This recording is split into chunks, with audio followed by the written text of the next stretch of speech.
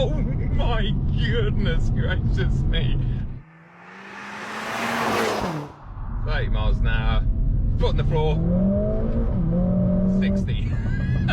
It's just, wow, talk about the overtaking weapon. I said that Taycan I was in recently was ridiculously fast at just picking up, and yes, this has more turbo lag. Well, it has turbo lag, the Taycan doesn't, but once that tiny bit of lag has disappeared, this thing absolutely flies. What a riot.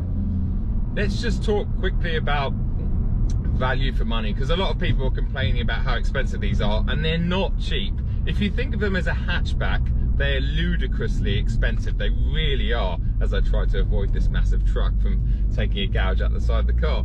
They are like £51,000 base. Once you add a few options, you look at a car that's closer to £60,000. But the way we've got to think about this car, and I did say it in the intro, is forget about it being a hot hatch or a mega hatch or whatever you want to call it.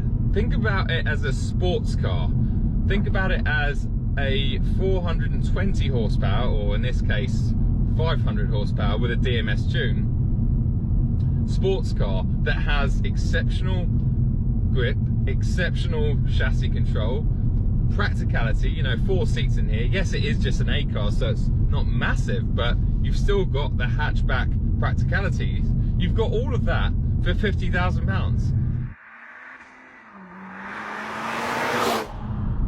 Let's think of this as more of an M2 competition rival as opposed to another hot hatch, because price-wise and power-wise it really is. But let me just get something straight.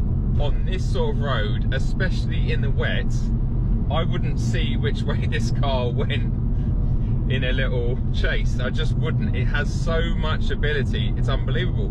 But does that mean that I'm having more fun in this car than I would be in my M2 competition? Probably not. It is engaging and there's lots of feel, and the car feels incredible, especially on the limit, as I discovered when I was with Matt Watson on the runway, just pushing it to its limits.